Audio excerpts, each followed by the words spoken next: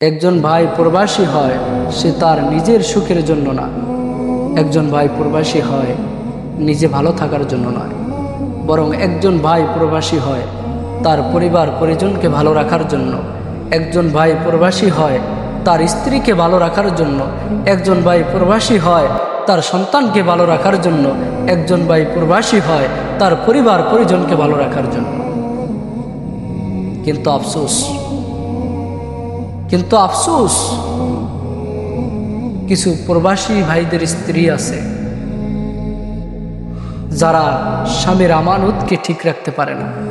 স্বামীর অনুপস্থিতিতে অন্য পর পুরুষের সাথে প্রেমের মতো সম্পর্কে জড়িয়ে যায়, পরকীয়ার মতো গুনায় লিপ্ত হয়ে যায়। দুঃখ লাগে, আরে বোন, আপনার স্বামী তো আপনার সুখের জন্য প্রবাসী হয়েছে, আপনি আপনার স্বামীর আমানতকে ঠিক রাখতে পারেন না।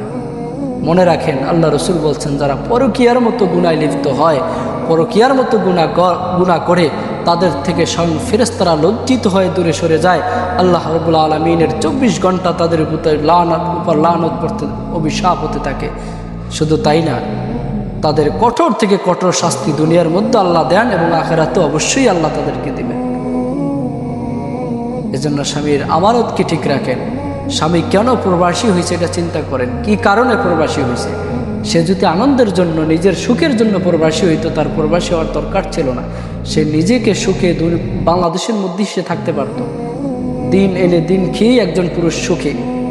কিন্তু সে তার স্ত্রী সন্তানদেরকে ভালো রাখার জন্য প্রবাসী হয়, ইনকামের রাস্তা খুলে ইনকাম বাড়ায় তার স্ত্রী সন্তানদের জন্য, পরিবারের জন্য।